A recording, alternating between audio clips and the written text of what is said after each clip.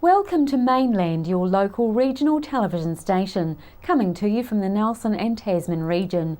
In today's news, man freed from cave at Mount Arthur, police disappointed at motorcycle gang behaviour, response to Tasman conditionally supporting TPPA, search finds no trace of missing man, and Nelson now fourth on the Gigaton scale. A 62-year-old man has been freed from an underground cave in the Mount Arthur area of Kahurangi National Park. Police search and rescue were alerted at 9 p.m. on Saturday night that the experienced caver was stuck on the far side of a squeeze in a newly discovered cave on Mount Arthur. Fellow cavers were able to pass through food and warm clothing to the trapped caver, and his wife remained with him in the cave overnight. On Monday morning, explosive experts were sent in to gently enlarge the squeeze. The pair were freed from the cave around 2 p.m. on Monday and flown to Nelson for a medical check. They were with a group of 18 cavers in the newly discovered Pillar Cave. Only 4 members of the party had made it through the squeeze, around 80 metres underground. The couple were cold and wet, and the woman had minor rib injuries sustained earlier in their journey, but they were otherwise fine. Police say they were disappointed at the behaviour of motorcycle gang members and their associates in the Nelson Bays area over the weekend to take part in a group ride on Saturday. Police issued more than 50 infringement notices to members of the group, the majority for speed, careless driving or riding on the wrong class of licence. One rider travelling to the event was caught travelling at 104 km per hour in a 50 km zone. He received a roadside suspension and will face court action. A further 3 riders received roadside suspensions for riding on the wrong class of licence. They were required to arrange for someone else to ride or uplift their bike. 3 vehicles were also impounded over the weekend. Police kept a close watch on the visiting gang members and their associates for the duration of their visit to ensure they complied with the law. Meanwhile, police say the majority of people were well behaved at this year's Wild Foods Festival on the West Coast, and no arrests were made at Saturday's event in Kaz Square, Hokitika. However, Senior Sergeant Phil Barker says over the course of the weekend, 21 arrests were made around Hokitika Township for disorderly behaviour and other alcohol-related issues. Police also issued 47 infringement notices for breaches of the liquor ban. Police also stopped around 4,500 cars coming and going from around the region.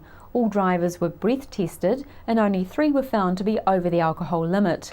2 of the drivers who failed the breath alcohol test were picked up the morning after the event. Police also suspended 7 drivers' licences for issues such as excess demerit points, and 120 infringement notices were issued for other matters such as breaching the conditions of a graduated licence. The TPPA People's Resolution Group has now added another council to the list after the Tasman District Council conditionally agreed to support the ongoing TPPA negotiations late last week. The conditional resolution came after a previous resolution and public representations to the council last year. The decision follows a similar path to one taken by Nelson Council. Chrissy Small spoke to Nelson Man and NCC candidate Graham O'Brien, who has been a member of the group, out creating a public awareness about the TPPA and has been active in taking this resolution process to Tasman District Council for consideration. Graham O'Brien, you're a big mover and shaker in the TPPA educational movement. You've been through the Nelson process with Nelson City Council to get a resolution passed, and you've also assisted in getting a resolution passed with Tasman District Council. Yep. That was passed last week. That must be a great feeling. Yeah, we're very excited and a little surprised, but we're excited all the same to finally get another council on board with a full resolution. So yeah, we're really happy. There was just a little bit of concern amongst the councillors over the last amendment. So they decided to change. There was a motion put forward, and they changed it a little bit, a minor a minor change that we can live with, even though we're not really happy about it. Okay. I still really question how the people can put something to council and they can change it without any comeback to the people themselves, whether that's okay. We all spoke that they please just leave it as it was. But as it was, they changed a little bit. The last resolution is they changed it to just a select committee with adequate time for public consultation. The councillors seem to think that the public couldn't have consultation on the process, and that they wouldn't be given regular releases of a text draft. They said that was basically undoable, and they couldn't really vote for it. So what was the resolution originally? Originally, it was negotiated with real public consultation, including regular public releases of drafts of the text of the agreement, and ratification being conditional on a full social, environmental and economic impact assessment, including public submissions. Right. So they said that we wouldn't get draft releases of the text agreement, but I mean, in the democracy, basically we can really have whatever we vote for. So I can't see why they would say it's impossible, because nothing is impossible. It's a democracy.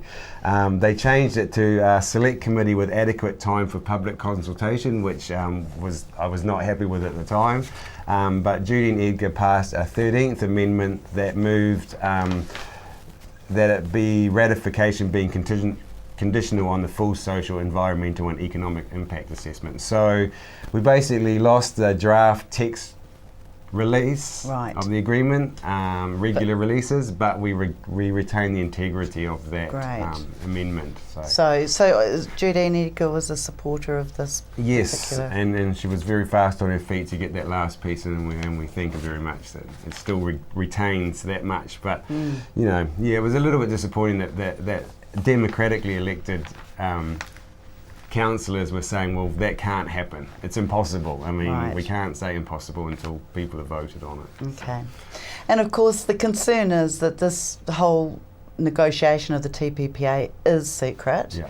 So this is kind of one way of people being able to see some kind of transparency and have their say in it. Yeah, well, just to see it before it's actually before it's all signed and sealed. I mean, now they're saying that it's going to go select committee process and that Parliament could overturn it. But in fact, if they've already ratified it, then we can't overturn it. We'd already been breaking some sort of conditions of it. And also, the New Zealand-Thailand close economic treaty was signed while it was still in the select committee process. So we know that that's a sham. And we really want to see it and have a full consultation and full debate before it goes any further. Now, there are quite a few people turned up at the meeting on Thursday to voice their concerns and their support of this amendment. Now, I believe there was a young lady there too, young schoolgirl.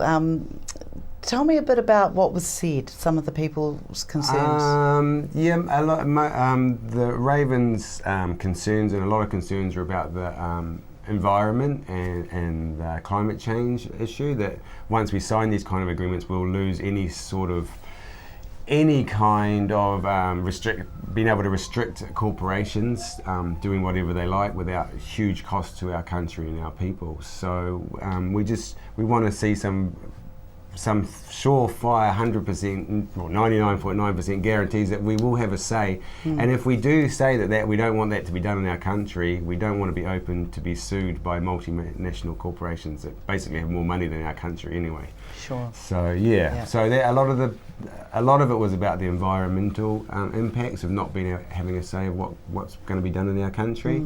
And also the economic benefits are highly debatable, and there's a new study just come out from the Sustainability Council that says that they're saying that out of the $5 billion that supposedly we're going to get, $4 billion of that is not even up to normal accounting practiced standards. So it's all up in the air now. And that study that does say we're going to get $5 billion from this agreement came out of Washington.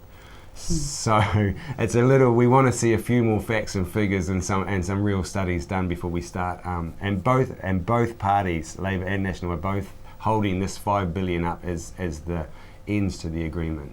Right. So yeah, we want to see a bit more openness about these figures. They're not just plucked out of the air by the people that are going to benefit. Okay. Right.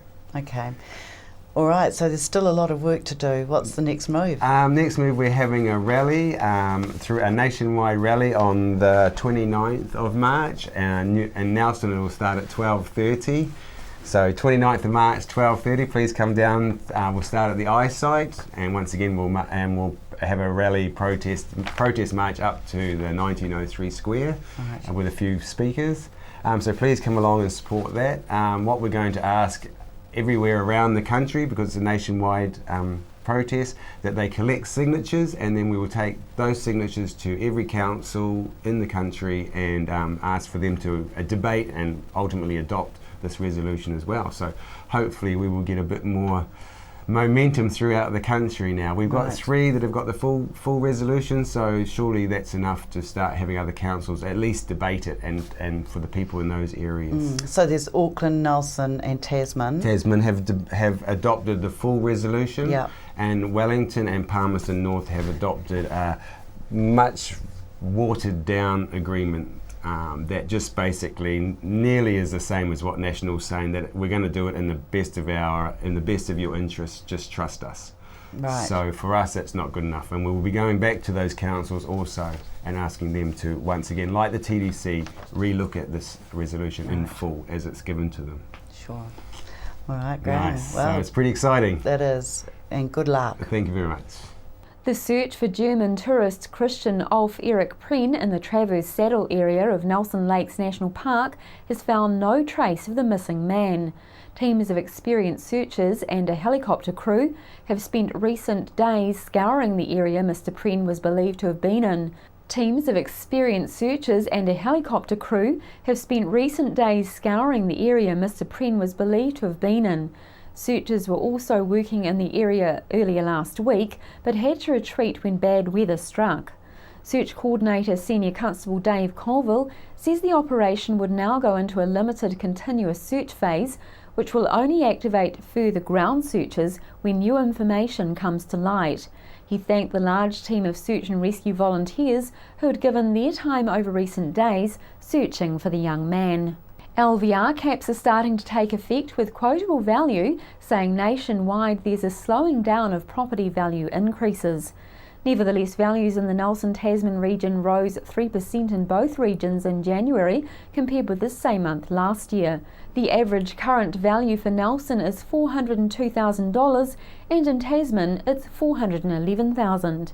Homeowners are this week bracing themselves with a rise in the official cash rate expected later this week and a corresponding hike in mortgage interest rates.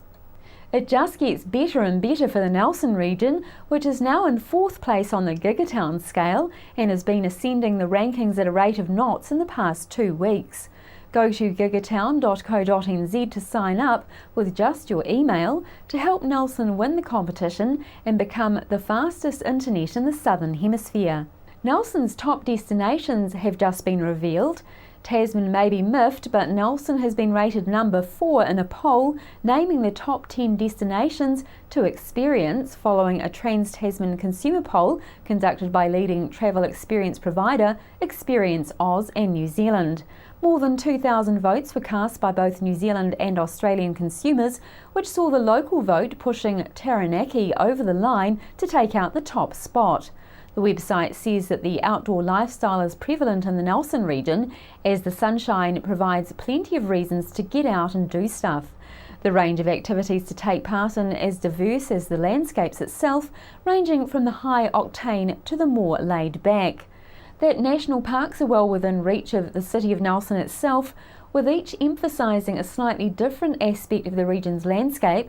The Abel Tasman National Park provides a coastal touch while being home to one of New Zealand's great walks, while the Nelson Lakes National Park changes to an entirely different alpine atmosphere, replete with glass-clear lakes and misty mountain scenery, and the Kahurangi National Park provides a massive area ripe for adventure and wildlife viewing.